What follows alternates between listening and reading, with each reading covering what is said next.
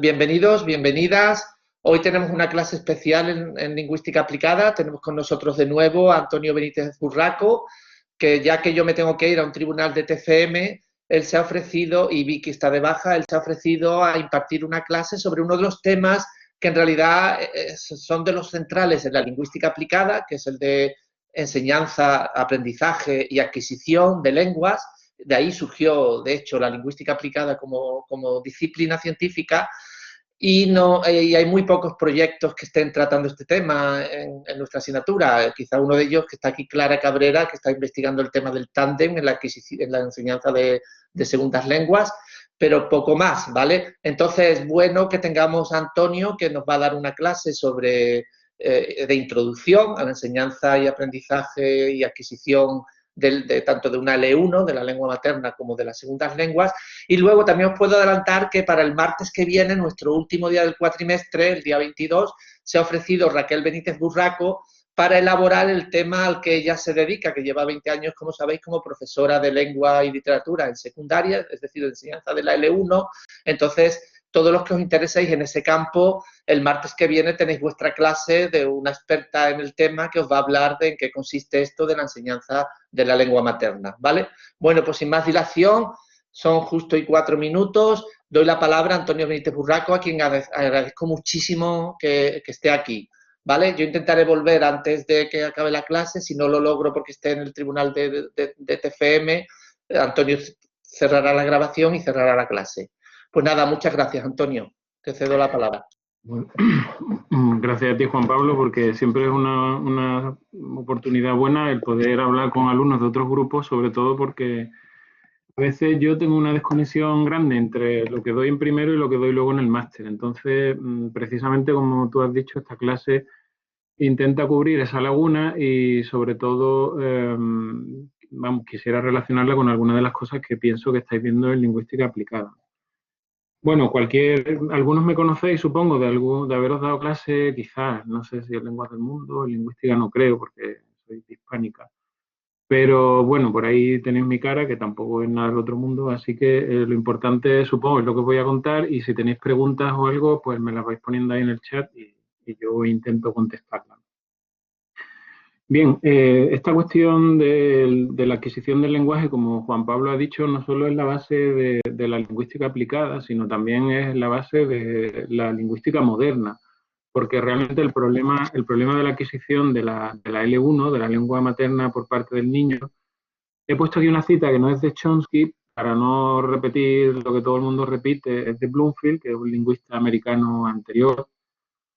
Pero ciertamente es con Chomsky cuando se plantea por primera vez la hipótesis de que venimos programados biológicamente para adquirir la lengua, y básicamente la hipótesis de Chomsky, que es la base o el origen también de esa hipótesis que se conoce como innatismo lingüístico, parte de una paradoja que se conoce como la paradoja de la pobreza del estímulo, que viene a decir o a preguntarse cómo es posible que el niño adquiera la lengua materna sin esfuerzo aparente, de una manera tan eficaz, completa, en un lapso de tiempo muy pequeño y además coincidiendo en una etapa en la cual básicamente hace mal o solo conoce los rudimentos de otras muchas habilidades, ¿no? Entonces realmente hay una disparidad muy llamativa entre la capacidad que tiene un niño de 5 o de 6 años de hablar su lengua materna y, por ejemplo, pues no sé, la capacidad de socialización o los conocimientos matemáticos que tiene, la habilidad espacial, la capacidad para desenvolverse en el entorno que lo rodea, que son mucho más limitadas. Entonces, bueno, ya sabéis que la hipótesis de Chomsky es que la adquisición viene ayudada por un conocimiento a priori de la lengua que tiene que adquirir, y que esa ayuda inicial o de base que vendría, se supone, ¿no?, en nuestros genes, se corta. Bueno, tengo una conexión en principio buena, que es la de mi móvil, pero alguien ha comentado por ahí que había problemas hoy en general, ¿no? Bueno, no sé, si vais teniendo más problemas, pues me lo indicáis y me paso al wifi, ¿no? Vale. Pues entonces es problema del que escuche menos, sí. Bien, entonces, como os digo, ese es un fenómeno, un proceso importante que va mucho más allá de la comprensión de una etapa en el desarrollo del lenguaje en la persona o en el individuo, sino que, como os digo, pues el fundamento de una de las hipótesis más importantes de la lingüística actual. Entonces, yo lo que voy a hacer en el tema, si me da tiempo, es repasar un poco cuáles son las preguntas importantes que hay en relación con la adquisición de la L1, qué metodología se emplea para averiguar o inferir, ¿no?, algo acerca de cómo ese conocimiento se va adquiriendo por parte del niño y también cuánto sabemos de ese proceso. Y luego lo que haré será compararlo con la L2, que hay importantes y significativas diferencias, pero también semejanzas. Y al final, pues claro, llevaré un poco el agua a mi molino y defenderé que todas estas cuestiones realmente demandan un estudio de lo que está pasando por debajo de la superficie, digamos, es decir, lo que está sucediendo en el cerebro y que realmente era la intuición de Chomsky, aunque su enfoque en ese sentido no es tan correcto ni tan actual como debiera, pues realmente hay que hacer biología para entender todas estas cuestiones. Bueno, el problema de la adquisición, como os digo, o la paradoja de la adquisición, también se puede representar como tenéis en esa imagen. Básicamente, uno nace y nace en blanco, la mente no es una tabla rasa, ni mucho menos, pero lo que se refiere a la lengua que finalmente va a acabar hablando, pues sí lo es. Entonces, la idea hoy ortodoxa, ¿no?, es que todos los seres humanos nacen supuestamente dotados de esa facultad para aprender y usar lenguas, pero la lengua en particular que aprenden, eso ya depende del ambiente. Entonces, bueno, pues efectivamente un niño japonés criado en España, pues lógicamente aprende el español de forma nativa y esa es su lengua nativa. Es decir, la facultad para aprender las lenguas sí está en nuestra biología, la lengua en particular no. Esto, por ejemplo, nos diferencia de las especies animales cuyas llamadas o cuyos cantos sí están también en su biología.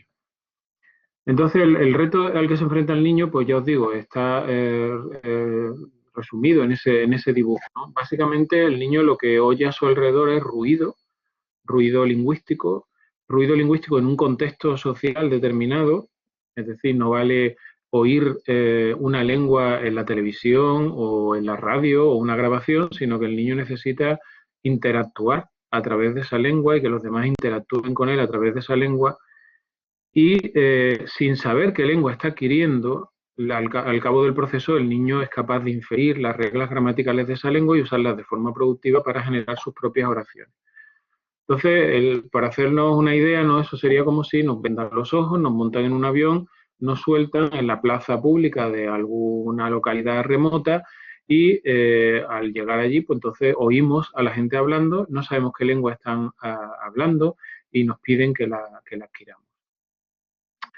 En realidad, el proceso que seguiríamos nosotros como adultos es diferente, porque nosotros efectivamente ya tenemos una lengua materna, conocemos una lengua, conocemos mucho de la manera en que se socializan las personas a través del lenguaje, conocemos mucho de cómo funciona una cultura y por tanto tenemos una ayuda en ese sentido muy importante. El niño no. Entonces, la idea no es que se supone que toda la información necesaria para inferir la gramática de una lengua está en esa onda sonora que rodea al niño.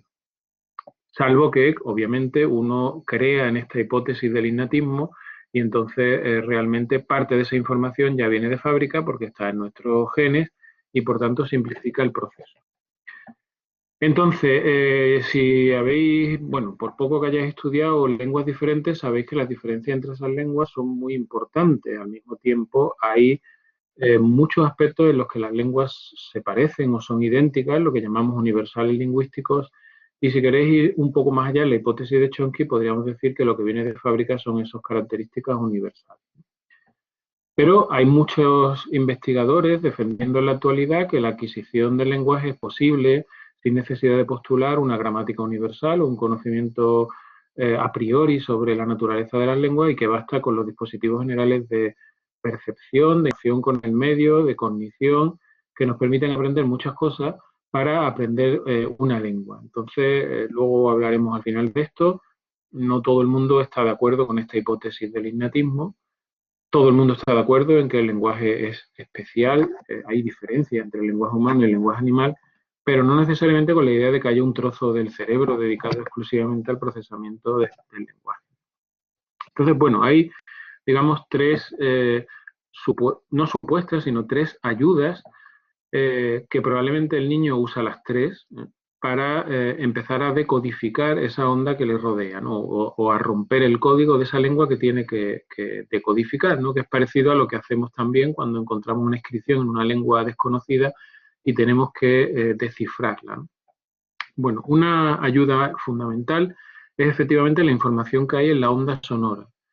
Luego pondré una lista por curiosidad, ¿no?, de las habilidades que los niños tienen en este sentido, pero los niños desde el momento del nacimiento, incluso antes, están constantemente escaneando el sonido que les llega y tratando de encontrar regularidades estadísticas en esa onda sonora. Entonces, bueno, supongo que sabéis, ¿no?, que simplemente en el tipo de sonido que podemos encontrar en esa onda, en los patrones prosódicos, eso es una fuente de información muy importante acerca de los constituyentes de la oración, ¿no? Por ejemplo, en muchas lenguas el acento es fijo y, por tanto, detectar la posición del acento te permite romper esa onda en palabras. Al mismo tiempo, la entonación coincide con los constituyentes básicos de la oración, de manera que, por ejemplo, al final de una proposición o cláusula siempre hay una bajada de tono. Entonces, analizar la onda en busca de ese tipo de indicios prosódicos es muy importante porque constituyen realmente una ayuda. La cuestión, obviamente, es si eso es suficiente o es simplemente algo que ayuda, ¿no?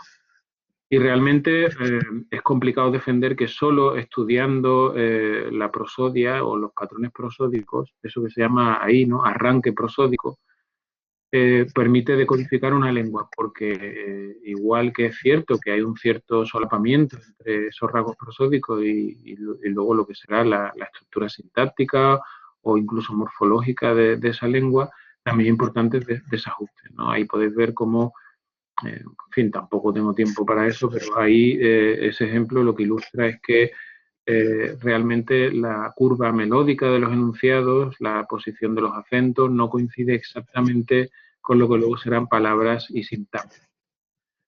Por ejemplo, para empezar, ¿no?, existen grupos fónicos, hay clíticos, y esos ya de por sí suponen un desajuste entre las palabras o unidades fonológicas y luego las gramaticales.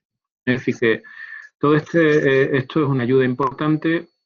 Estas capacidades realmente son muy antiguas, todos los animales la tienen, capacidad de analizar estadísticamente los estímulos, y ciertamente debe ayudar a la adquisición del lenguaje, pero la pregunta fundamental es si eso es suficiente.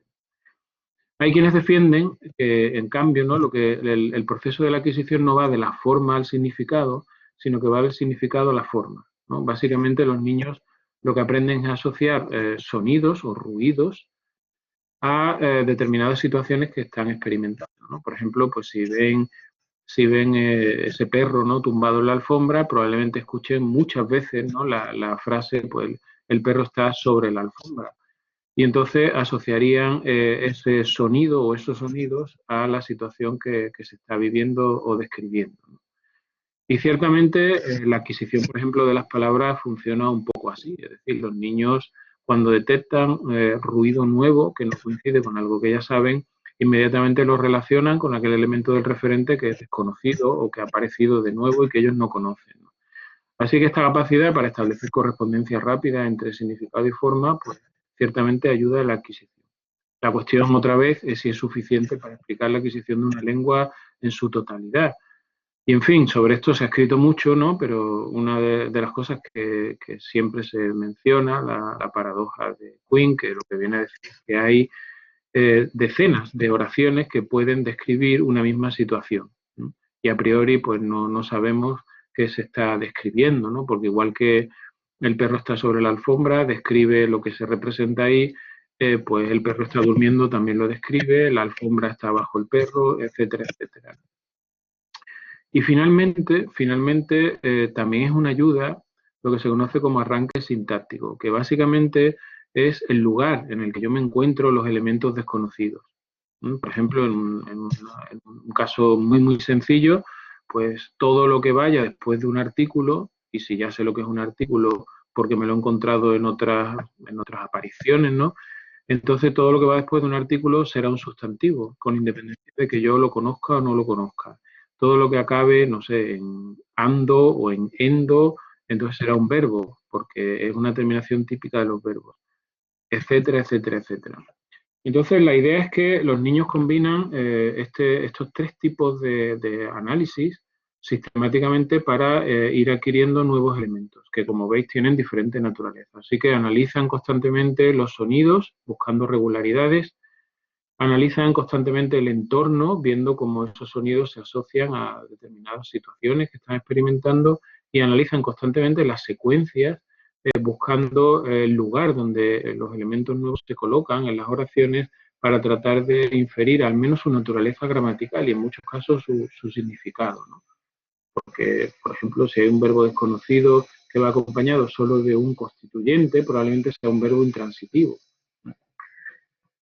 Bien, ¿cómo estudiamos la adquisición? Pues la adquisición es realmente un campo muy bonito porque se pueden hacer no solo, digamos, estudios de tipo naturalista, donde uno va siguiendo al niño y viendo lo que hace, sino también se pueden hacer experimentos. Entonces, sistemáticamente lo que se analizan son tres niveles distintos, ¿no? Uno es lo que el niño dice, ¿sí?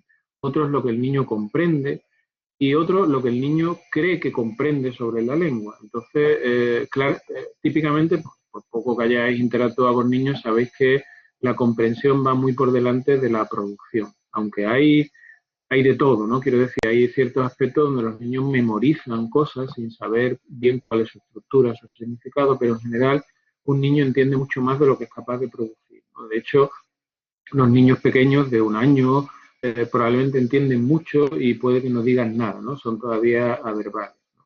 Esto será un importante paralelismo con lo que se puede observar en las segundas lenguas, que también es típico que eso suceda así. Como veis ahí, no solo importa lo que los niños dicen y lo que comprenden, sino también lo que no dicen y no comprenden. Porque lo que no dicen y no comprenden se supone que corresponde a etapas en la adquisición de la gramática que los niños no han alcanzado todavía. Es decir, que estudiar lo que dicen es una manera de saber cómo está progresando la adquisición de la gramática. Y luego, evidentemente, en cuanto a lo que creen que saben sobre la lengua, también es muy interesante, aunque es mucho más difícil de evaluar, ¿no? Porque ya sabéis que el conocimiento gramático es fundamentalmente inconsciente, también para el adulto, y muy pocas personas son capaces de verbalizar qué saben sobre la lengua. Probablemente, bueno, la mayoría de los experimentos consisten simplemente en preguntar si tú dices esto o no lo dices, ¿no? No en verbalizar exactamente la regla que puede haber detrás. Bien, como os digo, todo esto se puede estudiar, digamos, un poco siguiendo al niño, que sería, bueno, lo que se conoce como el muestreo naturalista, es decir, uno graba al niño y luego analiza lo que el niño ha hecho. Cuanto más natural sean las condiciones, mejor, ¿no? La mayoría de los experimentos se hacen en la casa del niño, con los padres presentes, de manera que el niño se sienta cómodo y no se retraiga, porque mucho, si no, no diría probablemente nada, ¿no? Pero efectivamente se pueden hacer experimentos. Y se pueden hacer experimentos buscando saber si el niño comprende o es capaz de generar ciertos aspectos de la gramática que, por ejemplo, por razones puramente, digamos, estilísticas o sociolingüísticas, el niño no va a generar, ¿no? Por ejemplo, en español las pasivas son muy poco frecuentes en el discurso oral. Entonces, si queremos saber si el niño es capaz de generar pasivas, probablemente tengamos que obligarlo, ¿no? Creando un marco, una situación, muchas veces se hace con marionetas, muñecos, que obliga al niño a generar esa estructura. Y como eso, muchas otras cosas, ¿no? Ahí tenéis un dibujo donde lo que se está haciendo es un experimento de comprensión de vocabulario, ¿no? Con niños muy, muy pequeños, niños menores de 1 año. ¿Veis? Que el niño está en brazos de la madre, ¿no? Queriendo significar que es un bebé, ¿no? Y son niños que no hablan, por tanto no pueden decir si saben lo que significa la palabra o no. Ahí lo que se hace es una técnica muy, muy usada ahora que se llama eye tracking, donde lo que se va siguiendo es a dónde mira el niño, ¿no? Entonces, cuando ante esas dos imágenes se le hace oír una palabra determinada, ¿no? Los niños tienden a mover la cabeza hacia lo que les resulta novedoso. Entonces, si por ejemplo no conocen la palabra perro y la oyen, pues entonces el niño gira la cabeza, ¿no? O se puede ver, si queréis, ¿no? Si el niño mira hacia el cerdo, si conoce la palabra cerdo, en fin.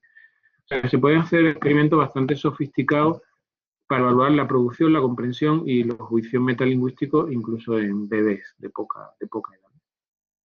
Una vez que se hacen todos estos experimentos y se tienen datos, lo normal, salvo que uno esté, estudiando un fenómeno muy particular, ¿no? Como decía antes, la adquisición de las pasivas, lo normal es que, o lo que interesa muchas veces hacer, es un seguimiento del proceso de adquisición. Sobre todo, esto tiene una utilidad práctica importante porque es la base del diagnóstico del retraso en la adquisición del lenguaje.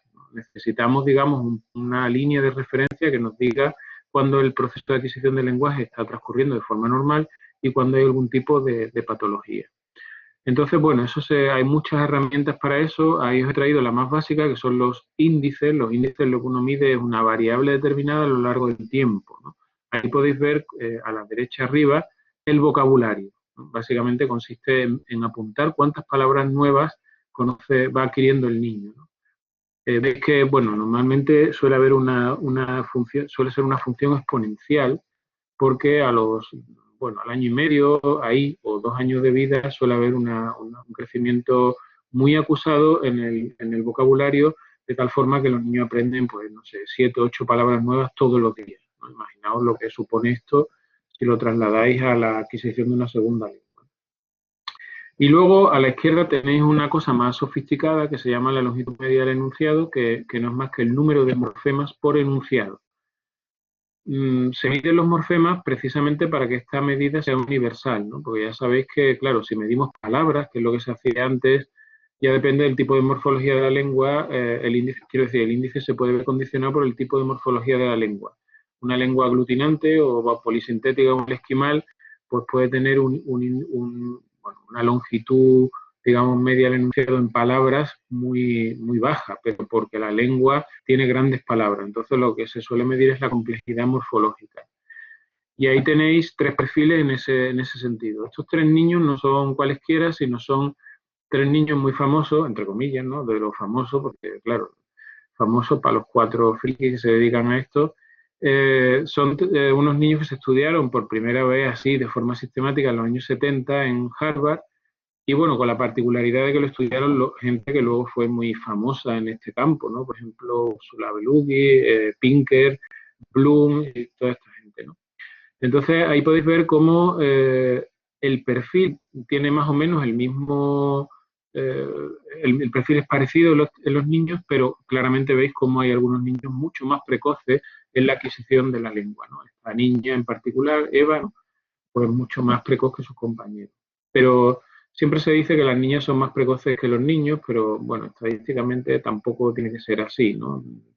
En particular porque lo que sucede muchas veces es que hay niños que son más analíticos, otros son más gestálticos, aprenden bloques de enunciados y es difícil realmente cuantificar esto, ¿no? Ahí, por ejemplo, veis cómo los otros 2 niños progresan más o menos igual. Bien, y como os digo, a partir de medidas como esta, pues se suelen generar un montón de test, ¿no? Como los test de inteligencia, pues hay un montón de test psicolingüísticos que evalúan la adquisición de diferentes componentes del lenguaje o del lenguaje en su totalidad, ¿no? Y ya os digo, la mayoría de estos test, no sé, hay una lista enorme, ¿no? Pero la mayoría de estos test se usan en clínica para el diagnóstico de trastornos del lenguaje. Y bueno, por terminar esto tan rápido sobre la descripción, es muy típico, y de hecho lo voy a usar ahora un poco para comentar algunas cosas más, describir la adquisición como una serie de etapas. Esto de etapa es un poco engañoso, ¿no? Porque no quiere decir que las etapas primero coincidan en todos los niños en el mismo momento, ya veis que no es así, lo hemos visto en el índice este, y luego que las diferentes etapas se suelen solapar, ¿no? Llega un momento en que pues, la adquisición de la semántica, la morfología, la sintaxis, la fonología, todo va un poco a la par y fenómenos, digamos, más propios de etapas anteriores pueden ser persistentes o de repente pueden aparecer ocasionalmente alguna producción que es más típica de etapas posteriores y que luego desaparece durante un tiempo, es decir, no es algo matemático, ¿no? Entonces, bueno, veis ahí que convencionalmente se suele distinguir entre el primer año de vida, que es cuando el niño es averbal, no dice nada, bueno, no dice nada, no dice palabras reconocibles. Ahora veremos que sí hace muchos tipos de ruidos. Luego hay una etapa hasta el año y medio de vida o así que se llama holofrástica. Holo significa global, lo que quiere decir es que se suelen usar palabras aisladas pero con un valor de un enunciado completo, ¿no? Por ejemplo, decir pan para decir ¿me puedes dar pan? Algo así. Luego viene una etapa donde ya hay combinación, se conoce como las dos palabras porque básicamente consiste en un pivote, un elemento pivote y luego infinidad de elementos que se combinan con él, ¿no? Aprendes el verbo dar y entonces todo es dame pan, dame juguete, dame agua, dame... Ya hay combinación. ¿No? Y luego una etapa que se llama el habla telegráfica porque recuerda a los antiguos telegramas donde las palabras costaban dinero y uno economizaba, ¿no? Y entonces típicamente uno lo que mantenía eran las palabras con contenido y eliminaba las palabras funcionales, ¿no? Entonces lo que observamos en el niño efectivamente es que toda esa gran categoría de palabras que se llaman funcionales o gramaticales, es decir, determinantes, conjunciones, preposiciones, todo eso está ausente todavía y lo que encontramos pues son fundamentalmente palabras, categorías léxicas, ¿no? Es decir, verbos, adjetivos, etcétera, etcétera. Y bueno, a partir de ahí, pues ya os digo, en paralelo la cosa se va complicando y en fin, lo que iba a hacer ahora era un poco comentar algunas cosas curiosas sobre cada una de estas etapas, ¿no? Sin ser necesariamente sistemático. Bueno, antes decía que el primer año de vida del niño es averbal. Averbal no quiere decir que el niño sea mudo, ¿no? Si habéis, en fin, todos habréis visto bebés de hasta un año de vida y están haciendo ruido constantemente, ¿no? Bueno, ahí tenéis una clasificación de esas etapas que tampoco viene realmente al caso, pero lo interesante es esto que se llama, bueno, lo interesante es el carácter en buena medida universal que tienen estos ruidos. Es decir, aquí, por ejemplo, a la derecha tenéis un análisis de los tipos de sonidos consonánticos, fundamentalmente, que presenta el balbuceo infantil en niños que están adquiriendo diferentes lenguas. Entonces, fijaos, es interesante que a pesar de que la estructura fonológica de esas lenguas sea diferente, o incluso sustancialmente diferente, sin embargo, los sonidos presentes en el balbuceo infantil son sustancialmente los mismos. Es muy interesante también que estos sonidos que son tan frecuentes en el balbuceo de todos los niños adquiriendo cualquier lengua, son también los más frecuentes en las lenguas del mundo tipológicamente. Es decir, que cuanto antes se adquiere un sonido en el habla infantil y cuanto más frecuente en el habla infantil, también es más frecuente en las lenguas del mundo. Esto, bueno, lo descubrió Jacobson, el famoso Roman Jacobson en su tiempo, y se conoce como la jerarquía de Jacobson. Y probablemente tiene que ver con el hecho de que esos sonidos son más simples articulatoriamente o funcionalmente son más eficaces, o porque lo cierto y verdad es que si veis la parte de abajo de la tabla, los sonidos que más tardan en aparecer o los sonidos que menos frecuentes son en el balbuceo infantil, pues son sonidos africados, son sonidos complejos.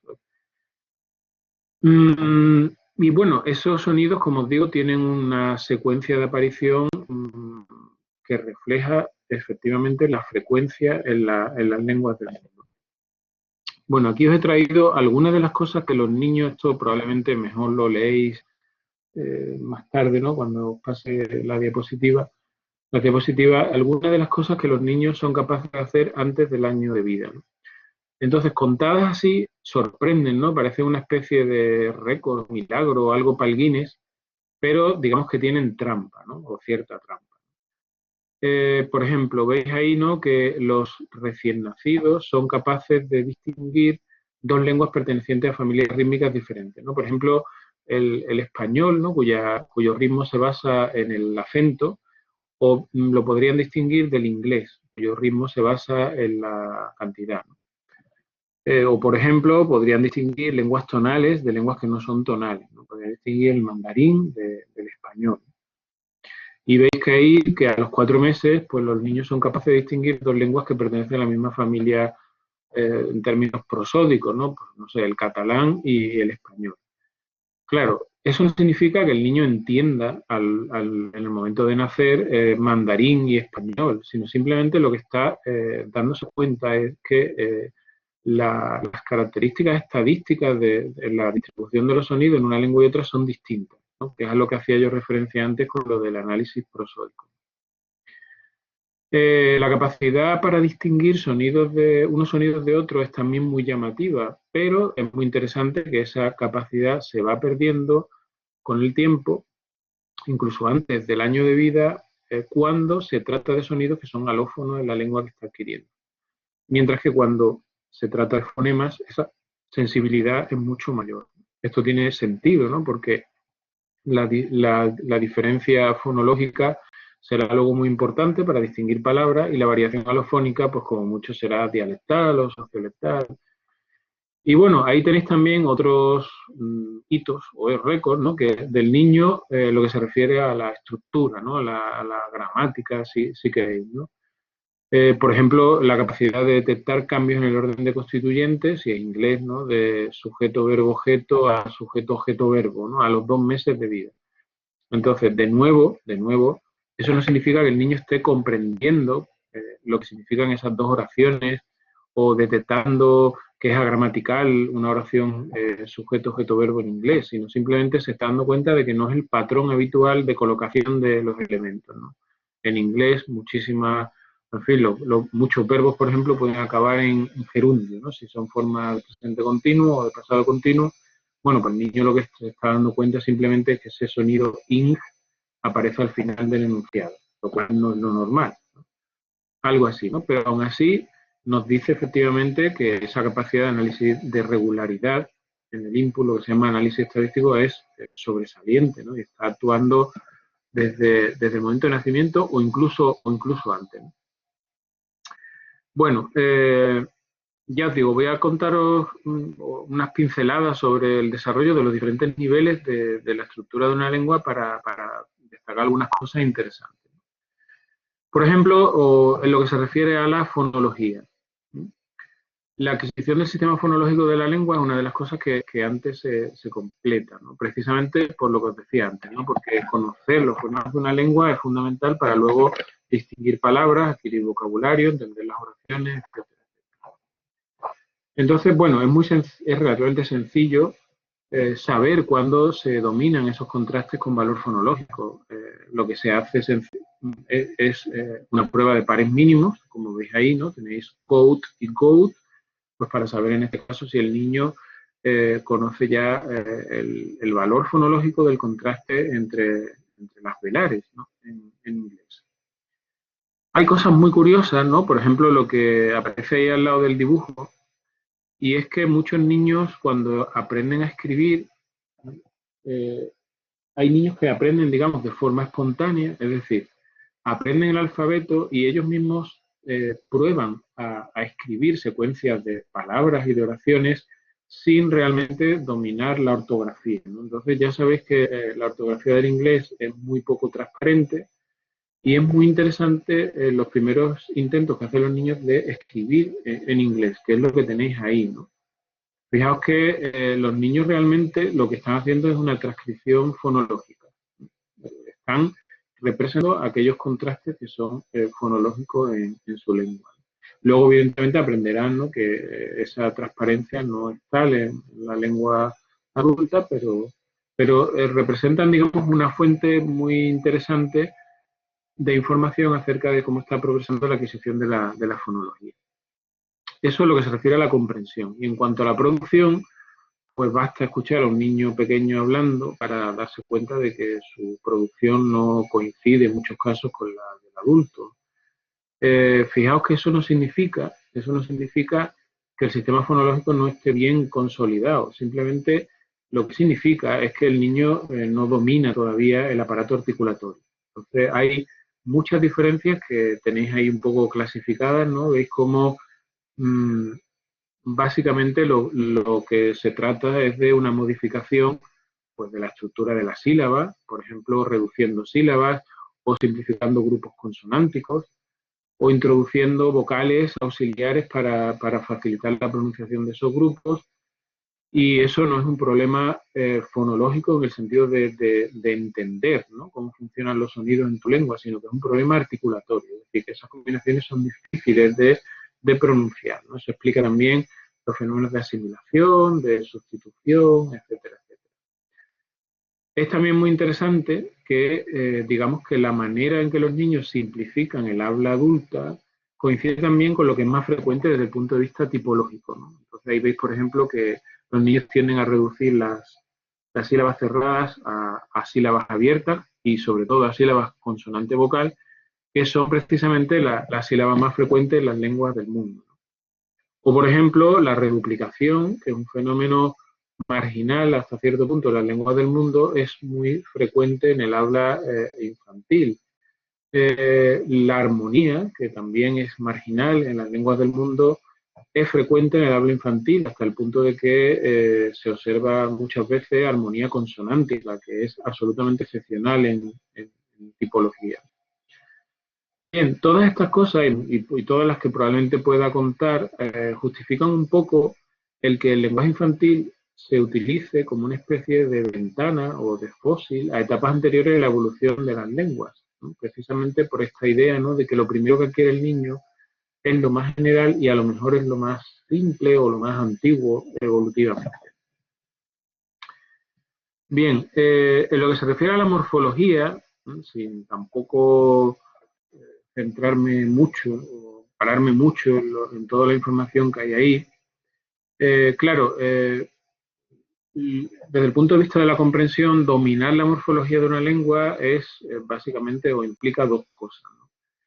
Encontrar las palabras y, por otro lado, significa entender cómo funcionan las reglas que permiten, pues, flexionar y derivar palabras, ¿no? Y, por tanto, expresar, pues, todo lo que expresa la morfología flexiva y crear e interpretar vocabulario, que es lo que permite la morfología derivativa, ¿no? Entonces, bueno, para encontrar palabras, los niños usan precisamente las estrategias generales que os comentaba antes, ¿no? En lo que se refiere a la información prosódica, utilizan, sin conocerlo, por supuesto, todas esas características que ciertamente, bueno, constituyen lo que llamamos fronteras fonológicas en las palabras, ¿no? Como es la posición del acento, que ya os decía antes, que las lenguas de acento fijo o de acento predecible permite saber dónde empieza y dónde termina una palabra, pero también combinaciones de sonidos, ¿no? Porque ciertas combinaciones de sonidos, como veis ahí en esa tabla, son más frecuentes dentro de las palabras y otras son más frecuentes en los límites entre palabras. O la propia armonía, que si, bueno, sabéis, ¿no?, la armonía vocálica en muchas lenguas, como las lenguas altaicas, su ámbito de actuación es la palabra, de forma que cuando cambia el timbre vocálico sabemos que estamos ante una palabra diferente, ¿no? Y luego también es muy útil, digamos, buscar, comparar lo que ya sabes con lo que estás escuchando, de manera que, bueno, todo lo que coincida con palabras que tú conoces serán palabras y lo que sobre, pues será una nueva palabra que no conoces, ¿no? Y luego, como os decía también, es muy útil prestar atención, ¿no?, al lugar de la oración donde encuentro la palabra. Lo primero, lo anterior, ¿no?, lo de comparar, o sea, ir comparando trozo a trozo, y lo que es nuevo, una nueva palabra, sirve para identificar la palabra en sí, probablemente hace un cálculo de significado, y el lugar donde me encuentro la palabra de la oración, pues sirve fundamentalmente para categorizar la palabra como una parte de la oración o del discurso, ¿no? Si es un sustantivo, si es un verbo, etcétera, etcétera, ¿no? Y bueno, en lo que se refiere a la morfología flexiva, ese ha sido probablemente uno de los campos más estudiados en lo que se refiere a la adquisición. Básicamente, cómo se adquiere la morfología flexiva en lenguas como, claro, como el inglés o como el español, porque aprovecho ya para decir, ¿no?, un problema importante que tiene lo que sabemos de la adquisición es que ha estado centrado tradicionalmente en la adquisición de un grupo muy particular de lenguas, que son las lenguas indoeuropeas. Así que hay una necesidad crucial de información acerca de cómo se adquieren lenguas tipológicamente diferentes. Por ejemplo, lenguas aislantes o lenguas polisintéticas o lenguas aglutinantes, etcétera, etcétera.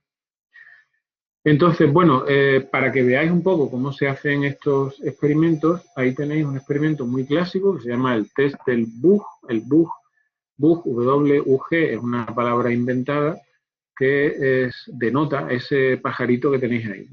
Entonces, es un test que pues, probablemente fue de los primeros que se hizo en los años 70, si no recuerdo mal, y precisamente su objetivo era saber cuándo los niños que están adquiriendo inglés han aprendido la regla morfológica que hay que usar o aplicar para formar los plurales de los sustantivos. Y tener en cuenta que en inglés hay diferentes alomorfos de ese morfema de plural. Entonces, bueno, si veis ahí, el experimento era muy simple, ¿no? Pues se le decía al niño esto, señalando el primer pajarito, ¿no? Esto es un bug, ahora hay dos, y se le pedía que completara la oración, o el enunciado, ¿no? En este caso. Entonces, bueno, si el niño había adquirido la regla, sería capaz de generar la forma bugs y además correctamente, es decir, usar la S sonora. Pero si el niño los plurales que generaba simplemente los había aprendido de memoria y no había inferido todavía la regla, obviamente pues utilizaría esta forma en singular. Esto es lo que esta forma se conocen también como pseudopalabras. Son secuencias de sonido fonológicamente aceptables, en la lengua que se está estudiando, pero no tienen significado. Ya os digo que el objetivo fundamental es evitar, ¿no?, que el niño genere plurales que simplemente ha memorizado como un bloque, ¿no?, sin ser consciente de la regla que hay detrás. Entonces, bueno, veis cómo a edades más o menos tempranas, de 4 o 5 años, los niños son capaces de generar correctamente muchos de esos plurales cuando se trata de formas inventadas. Pero incluso a edades como los 7 años, que sería un poco la parte de abajo de la tabla, tienen problemas cuando los plurales exigen el uso de algunos alomorfos más infrecuentes. Bueno, el resultado de este tipo de experimentos, no solo en la morfología ofensiva, sino también en otros aspectos de la morfología, suele llevar a representaciones como las que tenéis a la derecha abajo, no la de arriba, que es simplemente otra vez esa gráfica de incremento del vocabulario con la edad, esa curva exponencial, ¿no?, sino la curva que tenéis abajo, que es lo que se suele llamar el aprendizaje en U. El aprendizaje en U significa que al principio el niño genera correctamente unas pocas formas, pueden ser plurales o pueden ser, por ejemplo, verbos irregulares, simplemente porque son muy frecuentes en el input y los ha escuchado muchas veces. Pero luego, si no queréis pensar en el caso del plural, pensad en el plural de go, ¿no? Entonces, inicialmente el niño o usa go tal cual o usa when de vez en cuando, pero realmente es porque es un verbo bastante frecuente y lo ha memorizado como parte de expresiones ya hechas, ¿no? Pero llega un momento, como veis ahí, en el que la tasa de acierto desciende radicalmente, básicamente porque el niño empieza a aplicar la regla a cualquier verbo, incluso también a los verbos irregulares. Entonces empieza a oírse de formas como goe. Fijaos que los errores que comete el niño son tan informativos como las cosas que dice correctamente. Porque en este caso, goe no es una forma propia del inglés adulto, pero sin embargo nos informa de que el niño ha adquirido la regla gramatical que permite formar formas regulares de pasado a partir de un verbo. Y luego, como veis, la curva vuelve a subir porque el niño lo que hace es limitar la aplicación de estas reglas cuando se da cuenta de que a su alrededor nadie usa esas formas sobre regularizadas. Bueno, en cuanto a la semántica, evidentemente las dos cosas están relacionadas, ¿no? Encontrar y trocear el discurso en palabras no es solo reconocer su forma, sino también entender su significado. Entonces, digamos que en este sentido los niños cuentan con la ayuda de este arranque semántico que os comenté antes, ¿no?, que no es más que una capacidad muy notable de relacionar todo aquello que es novedoso en su entorno. Entonces, cuando aparece una combinación nueva de sonidos, inmediatamente los relacionan con aquella situación que también es novedosa en lo que está sucediendo. Por ejemplo, si en un típico experimento que se suele hacer, ¿no? No sé, el experimentador, pues no sé, están jugando, ¿no?, el niño, el experimentador y su madre, y entonces se le pide a la madre que salga. Y entonces el experimentador, mientras la madre está afuera, saca un juguete nuevo y le dice al niño, ahora vamos a jugar con, por ejemplo, aprovechando el nombre este que comentaba antes, ¿no?, vamos a jugar con el bug. Bueno, pues, bueno, no quiero decir, vamos a jugar con este bug, pero sin darle el nombre, ¿no? Entonces, cuando la madre entra, pues dice, anda, mira, un bug. Y entonces el niño automáticamente asocia, ¿no?, una palabra que ha oído por primera vez a un juguete que ha visto por primera vez, ¿no? Entonces, esa capacidad se llama de correspondencia rápida o fast mapping y está en la base de la rápida adquisición del vocabulario que manifiestan los niños. Como veis, ¿no?, y como os decía antes, es fundamental que la lengua se adquiera en un contexto social, ¿no?, es decir, a través de la interacción con otras personas. Por eso, bueno, todos los experimentos que se han hecho acerca, ¿no?, para ver si los niños son capaces de adquirir otra lengua simplemente por exposición pasiva a través de la televisión o la radio o las grabaciones, pues han fracasado. Es decir, el niño necesita interactuar a través del lenguaje y que se interactúe con él a través del lenguaje. Y luego, bueno, tampoco me quiero extender mucho porque si no me da tiempo. Ahí tenéis una serie de estrategias de tipo cognitivo, es decir, hipótesis, digamos, a priori que se hacen y que ayudan al niño en la adquisición, ¿no? Por ejemplo, todo esto es muy interesante porque está relacionado con cosas tan fundamentales como la organización del léxico en el cerebro, en fin, pero como veis, ¿no?, por ejemplo, la primera, digamos, hipótesis por defecto que el niño hace es que las palabras aluden a los todos y no a las partes. Esto tiene que ver con la meronimia, que es una propiedad fundamental a la hora de organizar el vocabulario de las lenguas, ¿no? Así que el niño, cuando oye una palabra nueva, pues asume que no es una de las partes del objeto nuevo que está viendo, sino el objeto en su totalidad. Más tarde, por supuesto, tendrá que aprender que todos tienen partes y que cada una de esas partes tiene un nombre diferente. Esto, por supuesto, también es muy interesante relacionarlo con la tipología lingüística, ¿no?, porque ya sabéis que la división que las lenguas hacen de los todos, empezando por el cuerpo humano, siguiendo por el parentesco, el color, etcétera, etcétera, pues cambia de una lengua a otra. Lo cual, como siempre, es un reto, porque el niño no sabe a priori qué división está lexicalizada en su lengua y cuáles no. Por ejemplo, otra asunción que se hace, ¿no?, es que, y esta tiene que ver con otra relación fundamental en la organización del vocabulario, que es la hiponimia, digamos que las palabras hacen referencia a los hiperónimos y no a los hipónimos. Es decir, de manera que en un caso simple, ¿no?, la palabra perro hace referencia a cualquier perro y no es el nombre propio del perro que estoy viendo, por ejemplo. Evidentemente también los niños tendrán que aprender con el tiempo que, bueno, que cada uno de esos perros puede pertenecer o hay especies, digamos, variedades diferentes de perros con nombres diferentes, incluso de cada perro puede tener un nombre propio. Pero la hipótesis por defecto es esa, ¿no?, que las palabras denotan los hiperónimos de una serie de objetos parecidos y denotan el todo y no los merónimos, ¿no? Y bueno, también asumen que cada objeto solo tiene un nombre y que cada nombre denota un solo objeto, ¿no? Así que, por ejemplo, ¿no?, os he puesto ahí un árbol y un tubo de escape que hay ahí abajo, ¿no? Pues si oyen la palabra tubo de escape, asumen que se refiere al objeto que no conocen y no que sea una segunda denominación de árbol, que es algo cuya etiqueta ya conocen. Una vez más, los niños tendrán también que en determinado momento darse cuenta de que a una misma persona se la puede llamar de muchas maneras, ¿no? Pero es muy típico que los niños se sorprendan, ¿no?, cuando van por la calle con su padre, ¿no?, y alguien lo llama Manolo al padre o señor Jiménez, ¿no? Porque ellos piensan, ¿no?, que el nombre de su padre es papá y hay una sola manera de llamarlo. Bueno, y por comentar algo más, es muy típico en la adquisición del vocabulario un fenómeno que se llama sobreextensión semántica. La sobreextensión semántica lo único que significa es que las palabras se aplican a un abanico de referentes mayor que en el lenguaje adulto. Es decir, que pueden llamar perro a, no sé, a los gatos, a los zorros, a los lobos, a los osos y a cosas parecidas.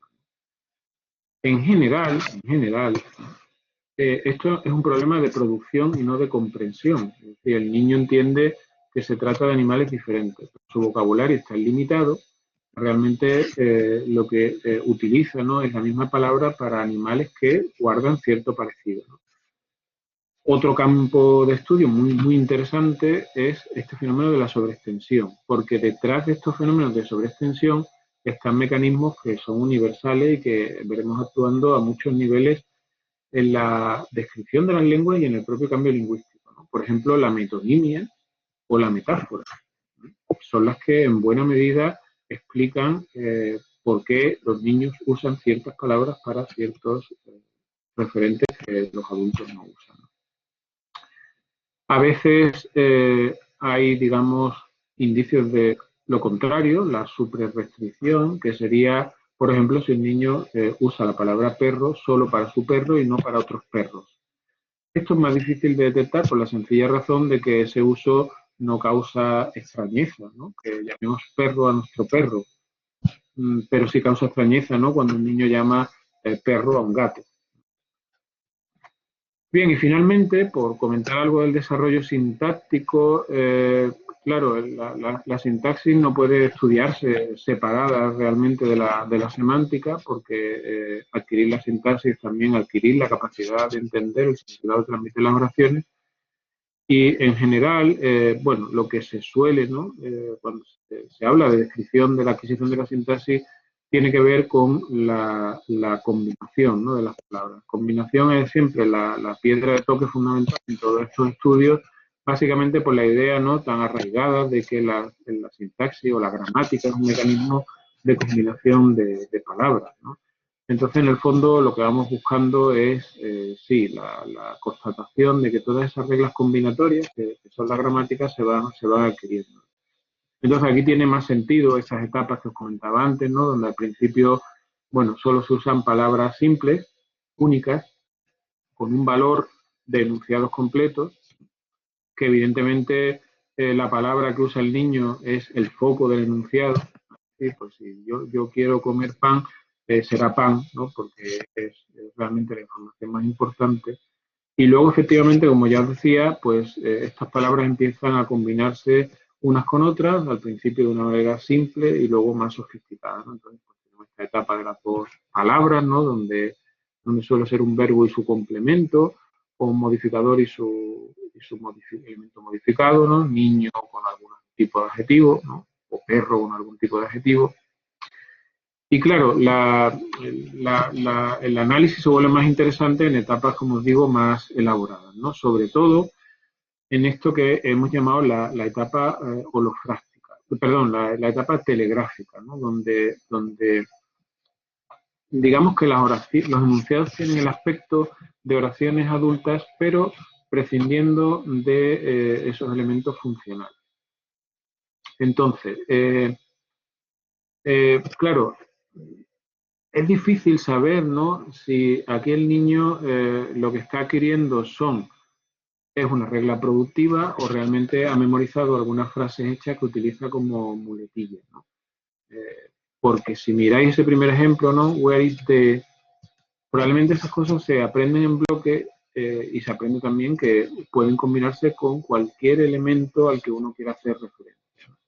Es decir, que es muy difícil al principio saber si el niño es consciente de la estructura interna que tiene esa secuencia o si realmente las ha memorizado. Esto tiene un correlato claro con lo que hacen los aprendices iniciales de segundas lenguas, ¿no?, donde en buena medida se memorizan frases en bloque que se utilizan luego como comodín, ¿no?, para muchos tipos diferentes de situaciones. Pero realmente aquí la pregunta más importante es cuando se infiere una regla que se pueda considerar abstracta y que se pueda aplicar a cualquier tipo de elementos de una determinada categoría. Por ejemplo, a cualquier verbo o a cualquier sustantivo, con independencia de su significado y con independencia de si el niño lo ha oído antes o no. Entonces, por comentaros un ejemplo también, ahí tenéis uno muy clásico, ¿no? Que tiene que ver con el orden de constituyente en inglés, ¿no? Eso claramente es una regla gramatical. En inglés solo es gramatical el orden sujeto, verbo, objeto. Y una pregunta lícita pues sería ¿cuándo se adquiere esa regla gramatical? Que es abstracta, ¿no? Tiene que ver con los constituyentes de la oración. Entonces, una forma de saber, ¿no?, si el niño la va a aplicar a cualquier elemento es, de nuevo, usar verbos inventados, para evitar que si se trata de verbos conocidos, el niño ya se los haya encontrado en oraciones dichas por los adultos. Entonces ahí tenéis un ejemplo. Y fijaos lo que se hace en ese ejemplo, ¿no? En ese ejemplo lo que se pide al niño es que construya oraciones con esos verbos. Esos verbos que son, como os digo, inventados. Ahí están adaptados, bueno, yo lo he adaptado al español, ¿no? Bien, si os fijáis, hay una peculiaridad en este experimento, y es que los verbos se presentan en un orden diferente de constituyentes. Si el verbo tamear, ¿no?, pues se presenta en el orden canónico, sujeto, verbo, objeto, pero en el segundo verbo, el verbo al final, sería sujeto, objeto, verbo, como en japonés, y en el verbo, en el inicial, ¿no?, pues sería un orden muy extraño tipológicamente, que es el verbo, objeto, sujeto. Entonces, es muy interesante que los niños hasta los 2 o 3 años de edad, cuando crean sus propias oraciones con estos verbos, aplican o los colocan en el mismo orden en que los han escuchado. Es decir, si construyen oraciones con el verbo, el segundo, gopear o gapear, ¿no?, pues gopear, eso todas van con el verbo al final. Es decir, que los niños piensan que el orden es algo propio de cada verbo. Por eso se llama pequeña regla.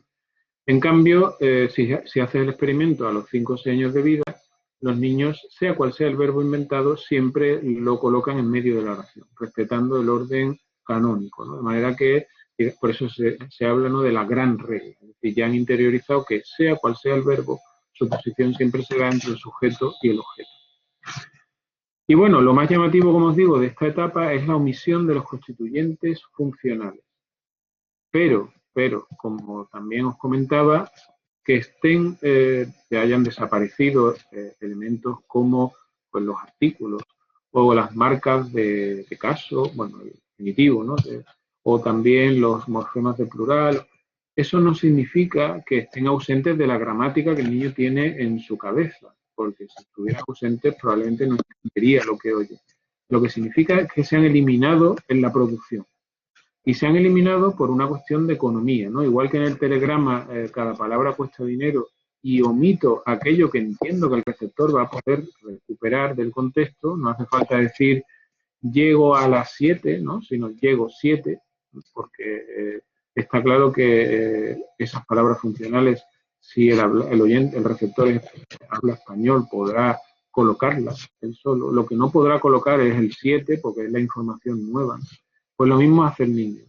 Y eso explica que, por ejemplo, en muchas oraciones iniciales el sujeto esté ausente, mientras que los objetos casi nunca se omiten, ¿no? ¿Por qué? Porque el sujeto es más fácilmente recuperable del contexto. Y normalmente en la interacción infantil pues será el propio niño o el adulto con el que está hablando. En cambio, el objeto es el foco de atención y de interés, y eso es más importante y menos recuperable del contexto. Entonces se han hecho estudios para ver en qué orden aparecen todos esos elementos funcionales. Y los tenéis ahí, ¿no?, en la tabla esa, el orden de adquisición. Lo curioso, significativo también, es que ese es el orden en el que estos elementos se adquieren por parte de los aprendices de segunda lengua. Este orden no es ningún misterio, sino que, como veis, ¿no?, a la izquierda está explicado por una serie de factores muy básicos, ¿no?, como son la regularidad, es decir, que no haya excepciones, la frecuencia, aquel elemento que es más frecuente se adquiere antes, la visibilidad fonética, es decir, que cuanta más sustancia fonética tenga, más se perciba, antes se adquiere, y la transparencia semántica, es decir, que idealmente tenga un solo significado. Por eso, por ejemplo, ¿no?, veis como la S es problemática, ¿no?, porque la S puede significar muchas cosas, tercera persona, plural, genitivo, tiene poca sustancia, en fin. Y hay otros elementos, como por ejemplo la terminación de gerundio, que se adquiere muy pronto, ¿no?, porque se oye mucho, es prominente, solo significa una cosa, etc. Bueno, ¿qué explica el proceso de adquisición? Pues resumiendo cosas que ya he comentado, ¿no? Hay, digamos, básicamente dos hipótesis, ¿no? Hay una hipótesis que lo que viene a decir es que sería un poco la chomskiana, que es la que tenéis en segundo lugar, eso que llama ahí modelos formalistas, ¿no? Y es que la adquisición básicamente depende, ¿no?, del modelo, porque hay muchos modelos en este sentido, pero básicamente viene ayudada por un conocimiento a priori acerca de la estructura de las lenguas, ¿no? Resumiendo salvajemente, podríamos decir, ¿no?, que lo que hay en el cerebro es el esqueleto básico de una lengua humana, que si queréis, ¿no?, podría ser pues, un extracto de lo que la tipología ha averiguado sobre las lenguas humanas. Por ejemplo, pues que todas, no sé, la ramificación de los sintagmas es binaria, todas combinan sonidos para denotar significado, en principio todas tienen nombre, sustantivo y verbo, algo así, ¿no? Bien, pues eso para Chomsky sería una parte de nuestro cerebro, nacemos con él y explica el proceso de adquisición. Y como veis arriba, hay quien defiende que basta con nuestras capacidades generales de aprendizaje. Por ejemplo, he hablado ya muchas veces del aprendizaje estadístico, ¿no? Eso no solo se usa para detectar regularidad en el input lingüístico, sino también para detectar regularidad en cualquier tipo de fenómeno, ¿no? Por ejemplo, la hora a la que se come, cuando se va al colegio, etc.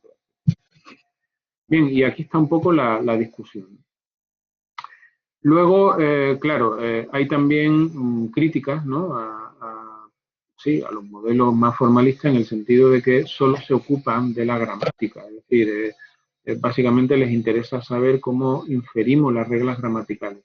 Pero está claro que conocer una lengua es mucho más y algo muy importante es conocer y dominar las funciones que esa lengua satisface, que van mucho más allá de ser, como dice Chomsky, ¿no?, un dispositivo de pensamiento o incluso transmitir información, sino que tienen que ver con la socialización, la manipulación de los demás, etcétera, etcétera, ¿no? Y eso ha hecho que se acuñe también ese término de competencia comunicativa. Es decir, que el niño no solo aprende la competencia gramatical, que es la capacidad de generar oraciones en su lengua, sino también de usar esa lengua en su contexto adecuadamente. Esto es igualmente válido para las segundas lenguas y de hecho probablemente es más difícil adquirir la competencia comunicativa incluso que la gramatical, porque incluso los hablantes o los aprendices que no cometen errores gramaticales cometen errores de uso, errores gramáticos o relacionados con las normas de cortesía o lo que sea. Bueno, pues como acabo de compararnos y de hacernos, es muy interesante comparar cómo se adquiere una primera lengua y cómo se adquiere una segunda.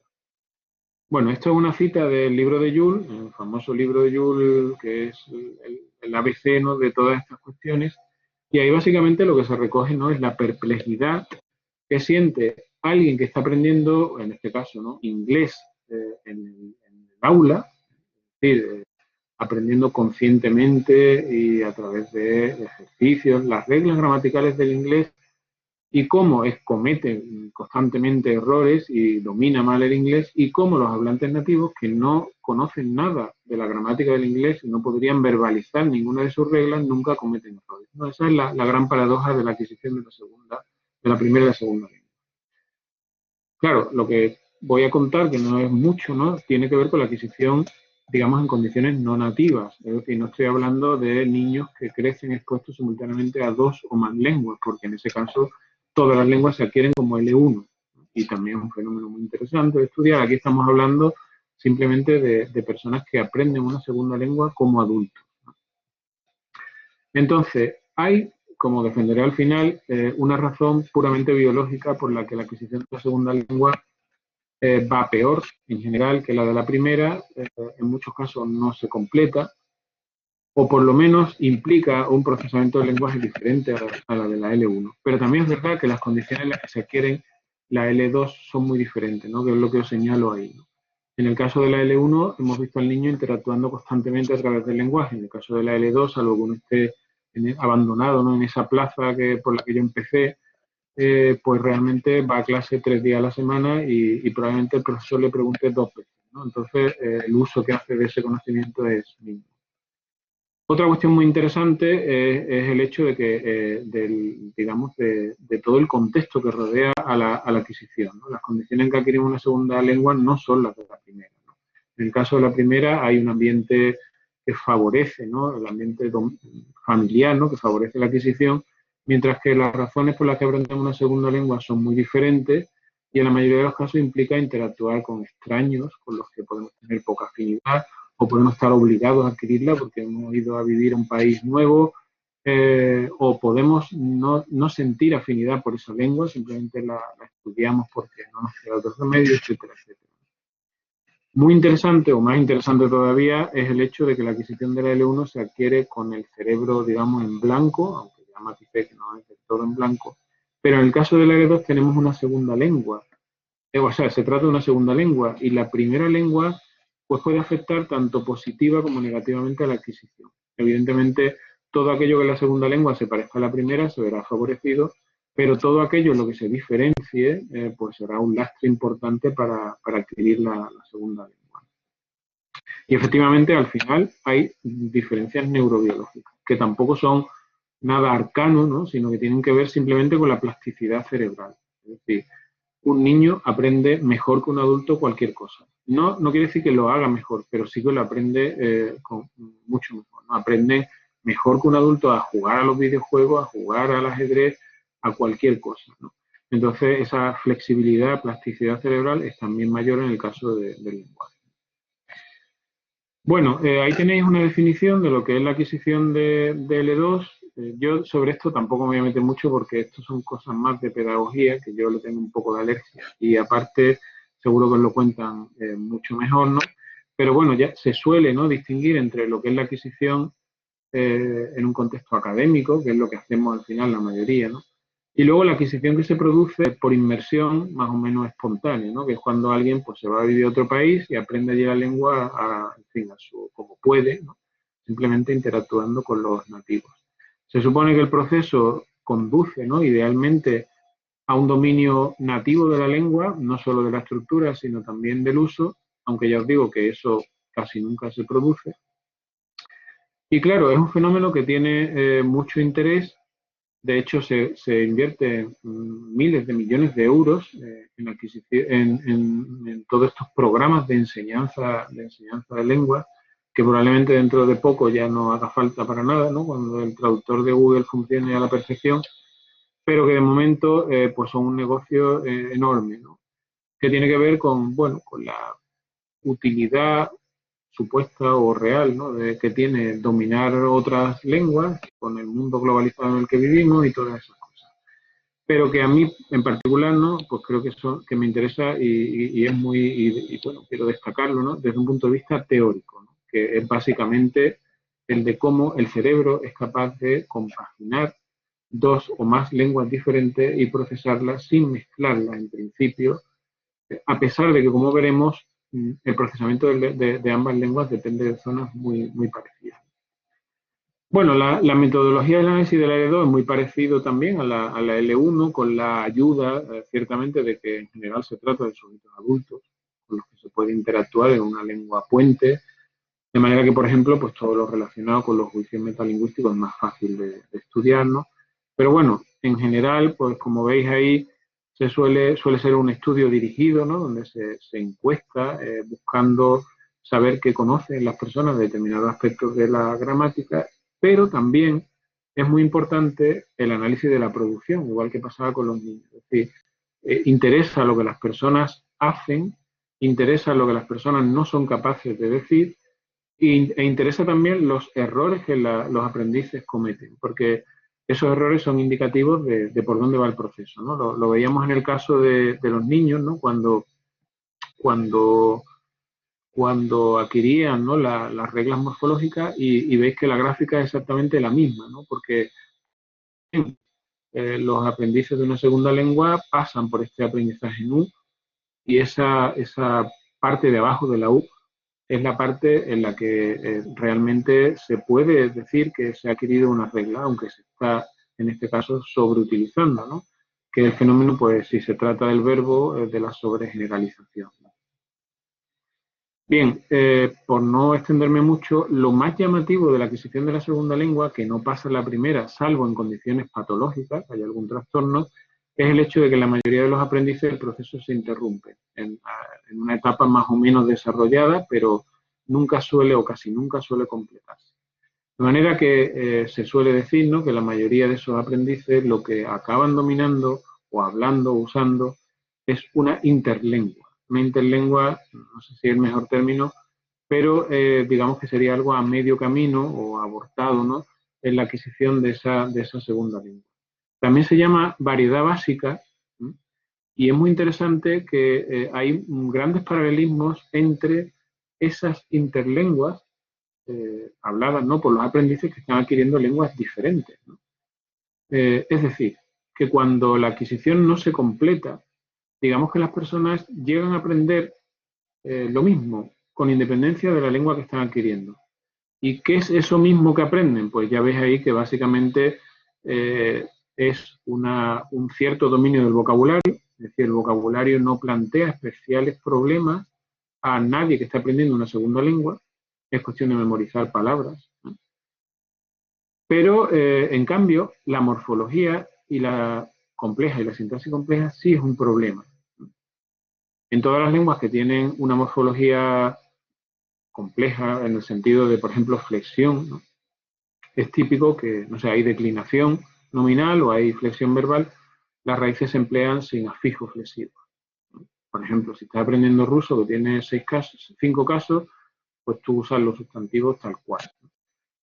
Y también es típico que los enunciados consistan en eso, en oraciones simples, concatenadas. La subordinación es mucho más complicada. Esto es muy interesante por muchas razones. Primero, porque esta descripción que tenéis ahí de la variedad básica adquirida por los aprendices de segundas lenguas, en los que el proceso se malogra, es decir, la mayoría, ¿no?, recuerda a ciertas etapas de la adquisición del lenguaje por el niño, ¿no? La subordinación aparece al final, la flexión ya veis que también, etcétera. Pero también recuerda, por ejemplo, a lo que podemos observar en fases iniciales de la pérdida del lenguaje en sujetos con demencia. Lo primero que se pierden son estas características. Y también recuerda a lo que pasa en los sabires o pidgin, porque ciertamente son lenguas creadas en una situación muy particular, que es el contacto entre dos lenguas plenas, pero característicamente suprimen o ha desaparecido en ellas la morfología, y todo lo que expresa la morfología flexiva en los sabires se expresa con partículas. Es decir, que hay muchas semejanzas entre variedades simplificadas de una lengua que aparecen en diferentes contextos. La adquisición, no sé, la adquisición de L1, la de L2, etcétera, etcétera. Y eso apunta al hecho de que ciertamente hay aspectos de una lengua que son más complejos para cualquier aprendiz y en cualquier contexto, y otros son más simples, ¿no?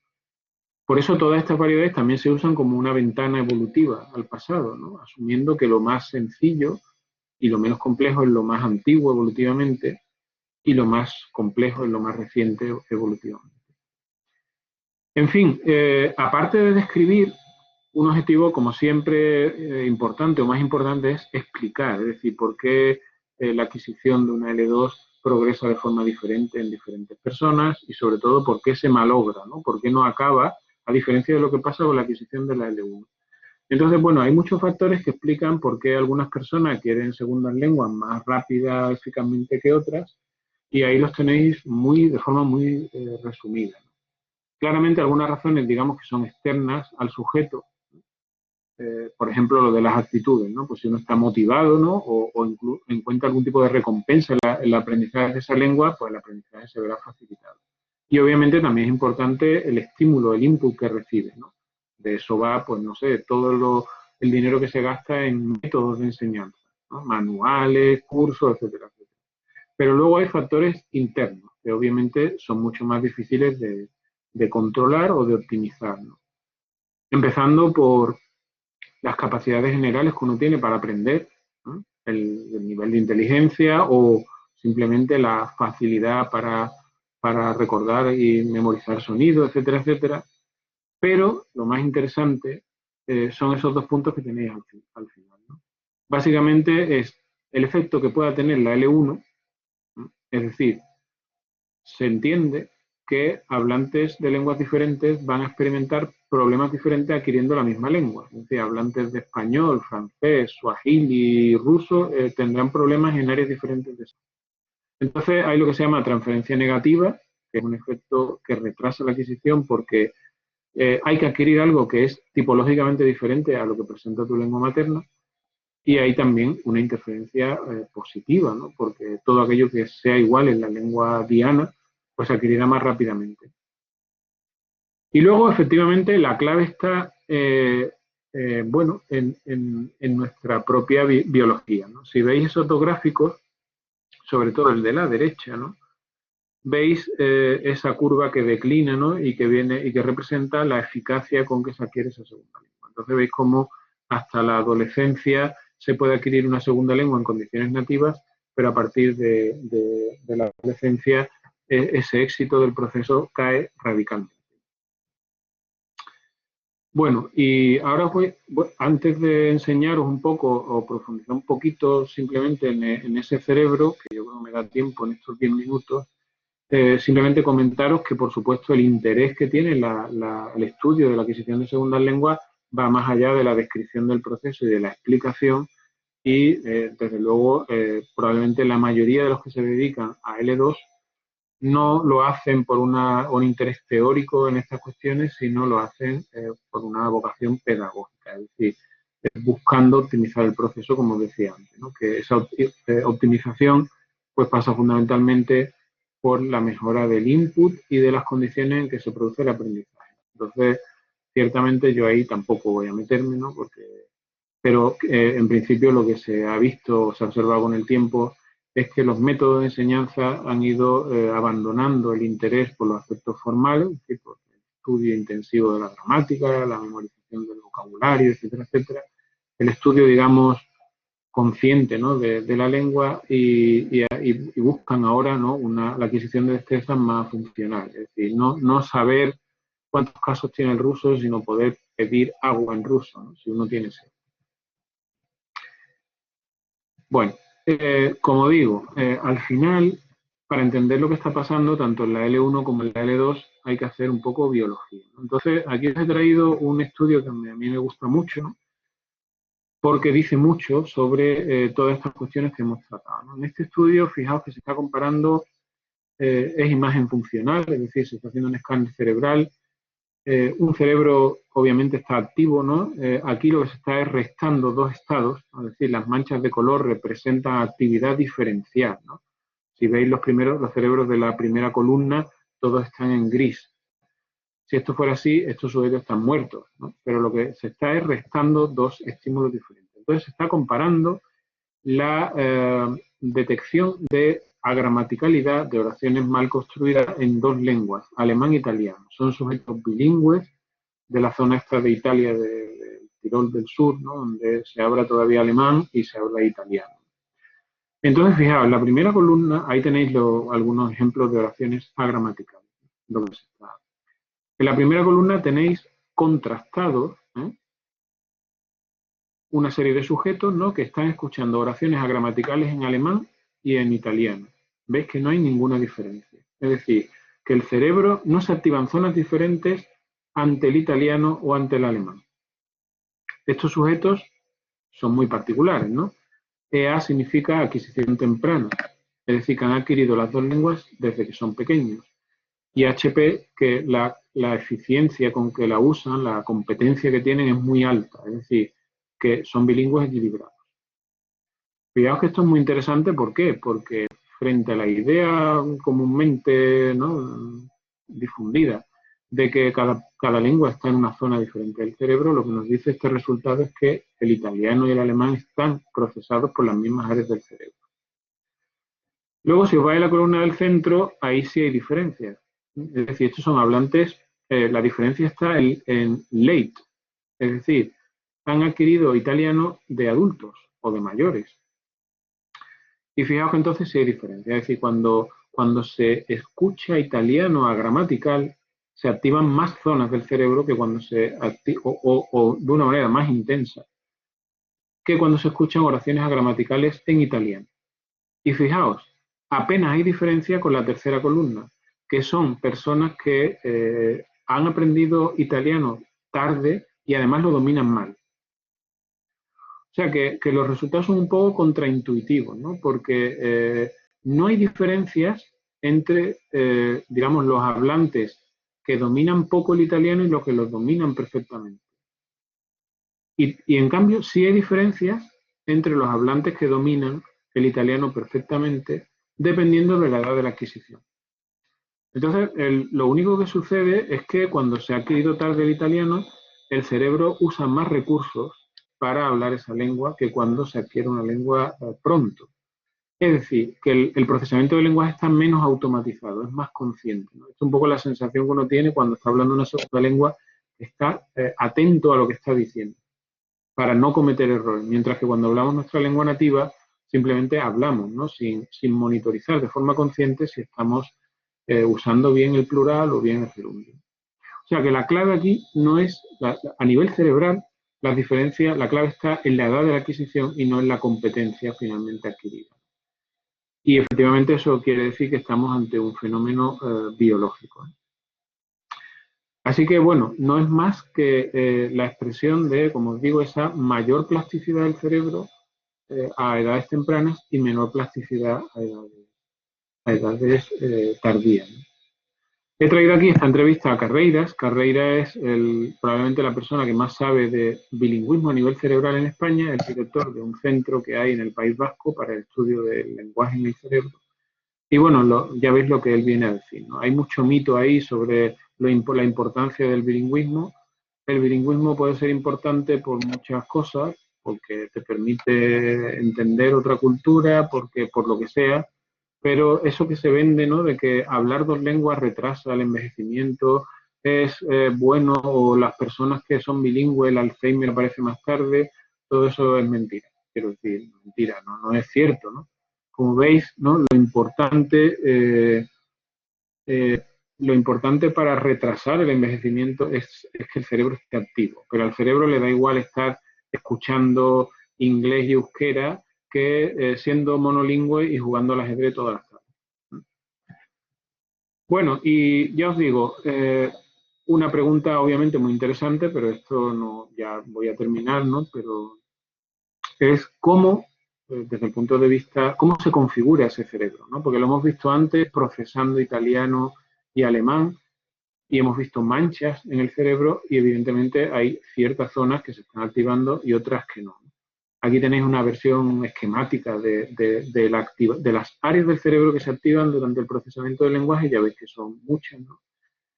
Y bueno, ya os digo, una pregunta muy legítima y muy interesante es cómo se organiza todo eso, ¿no? Es decir, cómo se organiza el cerebro. Ahí esto hay que hacer neurociencia, ¿no? Más que otra cosa, y es el resultado, pues, de un proceso biológico bastante complicado, ¿no?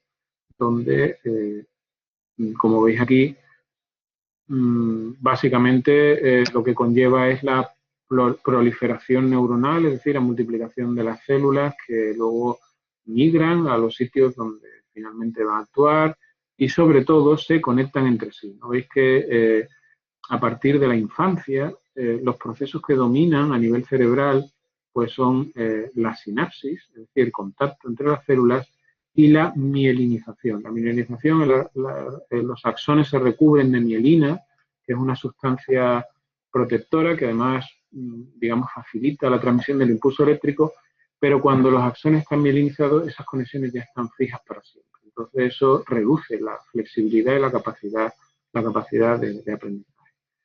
Todo eso depende de genes y es un proceso realmente complejo, ¿no? Donde podéis ver cómo hay multitud de capas de complejidad biológica que separan, pues, eso con lo que nacemos, que por ahí empezamos, ¿no? Con la hipótesis del innatismo chomskiano, y eso que estamos estudiando a través de los test, las pruebas, que es el lenguaje.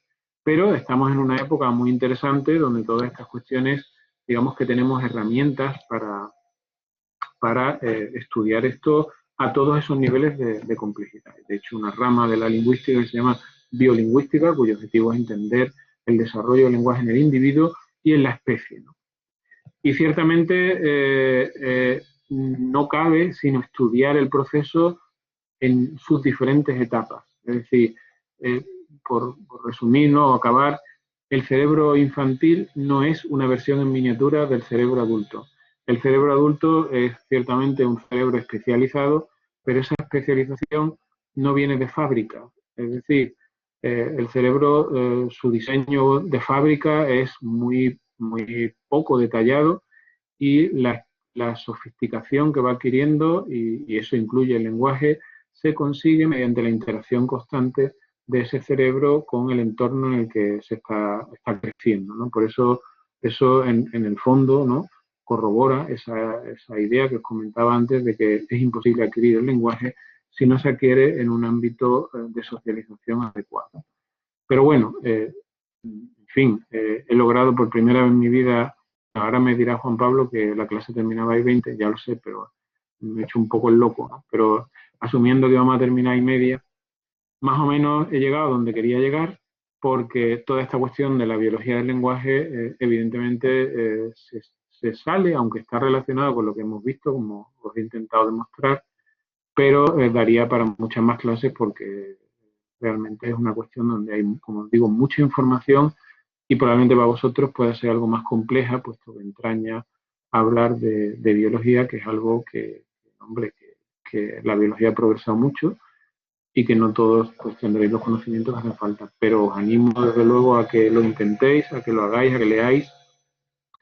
Y de hecho, la gente que mejor biolingüística está haciendo, no solo los biólogos, sino solo los lingüistas. Es decir, hay muchos lingüistas leyendo mucha biología y muy bien, y usando toda esa información para discutir con más rigor muchas de estas cuestiones que llevan discutiéndose de forma poco productiva, ¿no? Por ejemplo, la modularidad cerebral o el innatismo lingüístico desde hace por lo menos 50 años. Bien, pues yo termino por aquí y le doy paso a Juan Pablo, que ya lo veo ahí conectado. Y en fin, ha sido un placer, y para las cuestiones que queráis, por favor me escribís a ese correo, porque alguien me ha preguntado por bibliografía, pues más que hacerlo a través del chat, me podéis escribir el correo y yo ya, en fin, interactúo por allí y le mando todo lo que quiera. La presentación bueno, está aquí grabada, yo no sé, pues se la paso a Juan Pablo si la queréis y nada más.